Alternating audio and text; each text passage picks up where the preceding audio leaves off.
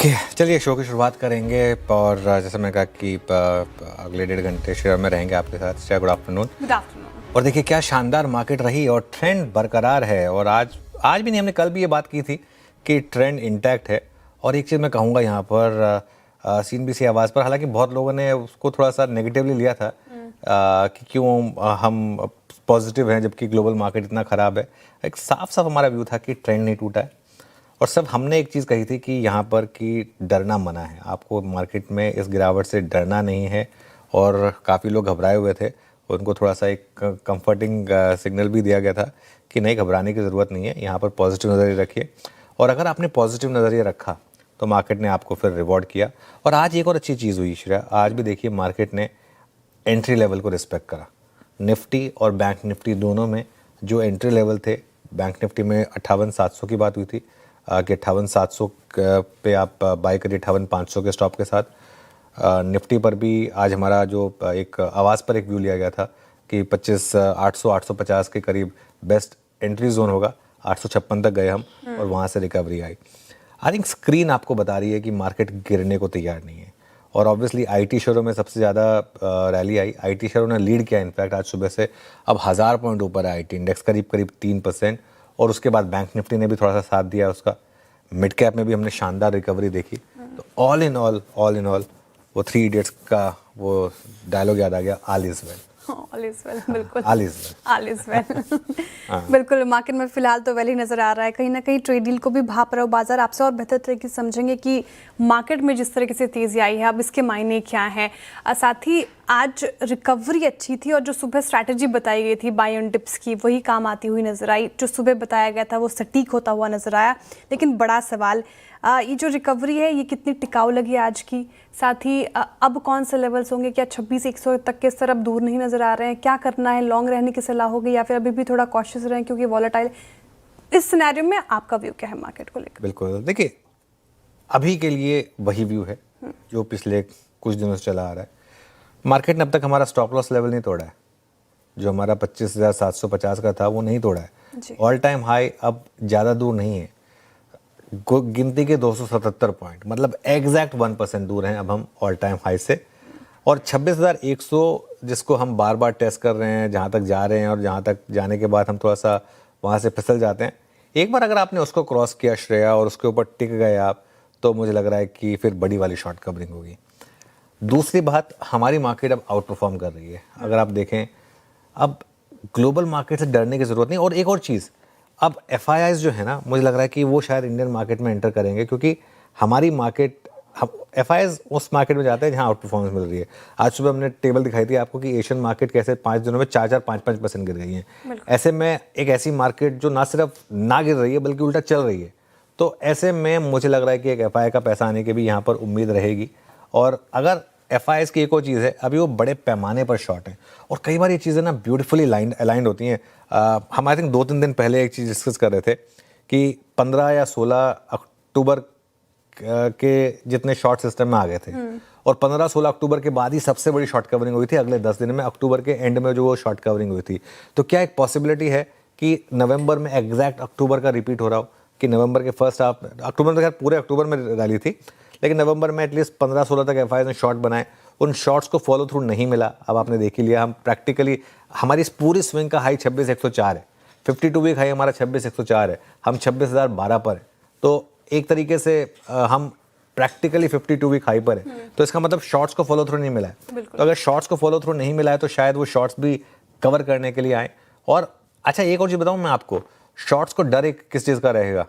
Shorts को डर इस चीज़ का रहेगा कि किसी भी दिन रात को अनाउंसमेंट आ जाएगी, डोनाल्ड ट्रंप अपने ट्रुथ सोशल पर डालते हैं कि हमने इंडिया के साथ ट्रेड डील कर ली है, और अगले दिन निफ्टी उसकी वजह से 300 या 400 पॉइंट का गैप अप हो गया। क्योंकि जिस दिन भी वो होगा, एक बार के लिए तो आपको गैप अप मिलेगा, भले ही उसमें सेलिंग आ जाए, लेकिन एक बार के लिए तो 300-400 पॉइंट का गैप अप आपको मिलेगा। तो अगर ऐसा हो गया तो फिर तो आपको कवरिंग का भी मौका नहीं मिलेगा। तो इसके लिए ये आई थिंक एक रीज़न है कि मार्केट में मंदी नहीं आती है, तेज़ी आती है, और मंदी आती भी तो टिकती नहीं है। अब लेवल स्पेसिफिक, और अगर मैं इंडेक्स पर अप्रोच की बात करूं, निफ्टी पर लॉन्ग रहें और हर गिरावट में अपनी पोजीशन ऐड करें। यहाँ पर 26,000 के ऊपर अब आप टिक रहे हैं वापस एक बार, कि यहाँ पर छोटे टारगेट्स होंगे 26,050 के और 26,100 के, लेकिन बड़े टारगेट्स पर फोकस करें, क्योंकि एक बार उसके ऊपर अगर आप निकले तो 26,250 से 26,300, जहाँ पर फाइनली आपका ऑल टाइम हाई प्लेस्ड है 26,277 का, वहाँ तक भी जाने का आपको मौका मिलेगा। हाँ, एक चीज़ अब आप कर सकते हैं, अब अपने ट्रेलिंग स्टॉप लॉस को बढ़ा दें, अब 25,850 पर ले आएं इसको क्लोजिंग बेसिस पर। इंटरडे में भले ही थोड़ा और आप उसको स्कोप रखना चाहें, लेकिन क्लोजिंग बेसिस पर अब 25,850 पर ले आएं। अभी भी 25,850 के अगर आप स्टॉप पकड़ के चलें और 26,300 26,400 के टारगेट पकड़ के चलें तो रिस्क रिवॉर्ड काफ़ी शानदार है यहाँ पर। बैंक निफ्टी की जहाँ तक बात है, बैंक निफ्टी में हर डिप पर बाइंग करें और अपना स्टॉप लॉस रखें 58,500 का। आज भी देखिएगा शानदार तरीके से बैंक निफ्टी ने एग्जैक्ट उस पॉइंट से, हमने 58,700 की बात की थी, 58,700 से घुमा है एग्जैक्टली, और वहाँ से आप देखिए करीब करीब 350 पॉइंट की रैली दी है बैंक निफ्टी ने।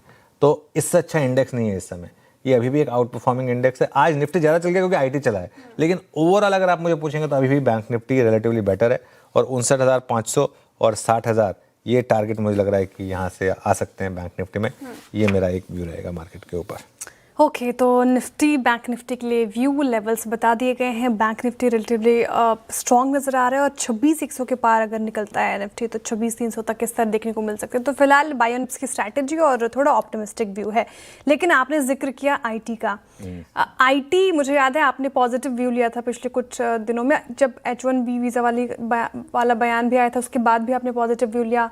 ट्रेड डील को लेकर जिस तरीके से बुकाहट है उसके बाद भी आपने पॉजिटिव व्यू लिया, और आज वो होता हुआ दिखा। 3% निफ्टी आईटी आप शानदार रैली इस पर्टिकुलर काउंटर में, इंडेक्स में। अब क्या व्यू बन रहा है निफ्टी आईटी को लेकर, कितनी टिकाऊ लग रही है और क्या करना चाहिए? देखिए 3-4 चीज़ें एक साथ हो गई।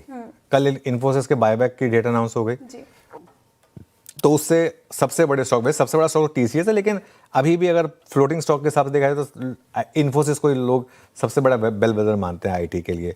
तो सबसे पहले तो उसकी वजह से एक आज सबसे जो पहला मूव आया वो इन्फोसिस का था। सुबह खुलते ही इन्फोसिस ने एक गैप अप दे दिया, और जब इन्फोसिस चलता है ना तो उसके बाद फिर टीसीएस और बाकी स्टॉक चलते हैं। और एक चीज़ मैं बार बार कह रहा हूँ, हमारा नैस्डैक के साथ एक 1-to-1 कोरिलेशन नहीं है। नैस्डैक में जो स्टॉक्स हैं वो पूरे के पूरे अब ये एआई वाले स्टॉक्स, रोबोटिक्स वाले स्टॉक्स, इस तरीके के स्टॉक्स हैं बेसिकली। उनका हमारी आईटी से कोई लेना देना नहीं है। तो I think in one way I am happy कि ये जो एक 1-to-1 था कि अगर नैस्डैक गिर गया तो इंडियन आईटी भी गिर जाएगा, अब वो होना बंद हो गया है। तो इसके लिए आईटी शेयरों पर मार्केट को बहुत सारे ट्रिगर मिले और इस वजह से मार्केट में चला। I think mid cap IT में पिछले कई दिनों से अगर आप देखें सेंस बन रही थी। I think for example LTTS का चार्ट देखते हैं, पिछले हफ्ते ये हमारे चार्ट जीपीटी में भी आया था जब हमने थोड़े से 1-2 कैश स्टॉक्स भी डिस्कस करे थे, तो इसके लिए यहाँ पर वो मूव आ गया। लेकिन असली मुझे लग रहा है कि एक सेंस मार्केट को ये भी आ रही है, आईटी गिरा क्यों था बीच में? पहले आईटी गिरा इसलिए था क्योंकि ये कहीं ना कहीं एक रिस्क आ गया था कि जब भारत और अमेरिका के रिश्ते इतने खराब हो गए थे कि कहीं ना कहीं जाकर आईटी पर भी कहीं टैरिफ ना आ जाए। कहीं वो H1B वीज़ा वाला जो मामला आया था, उसके बाद एक के बाद एक जो डोनाल्ड ट्रंप ने यूटर्न मारे हैं, उसके बाद से आप देखें तो आईटी आउट परफॉर्म ही कर रहा है। बस बीच में थोड़ा सा गिर गया था 200 डे मूविंग एवरेज के आसपास आकर, लेकिन आईटी में मुझे लग रहा है कि अभी भी, और आईटी में अभी भी लार्ज कैप आईटी में वैल्यूएशन कंफर्ट है, तो इस वजह से मुझे लग रहा है कि यहाँ पर अभी भी अच्छे मूव्स रहेंगे शेयर।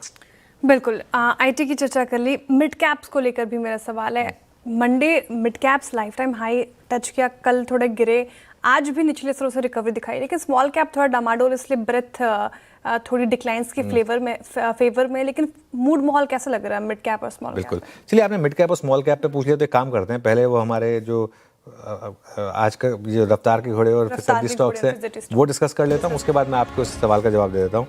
पहले आते हैं रफ्तार के घोड़े स्टॉक्स में। सबसे पहले persistent systems, mid cap IT में शानदार तेजी है, और आज सुबह क्विक सिंगल्स का पहला ट्रेड था परसिस्टेंट सिस्टम हमारे चैनल पर, और उसके बाद रिविजिट भी हुआ था वो धमाकेदार ऑप्शंस में भी, तो शानदार मोमेंटम यहाँ पर।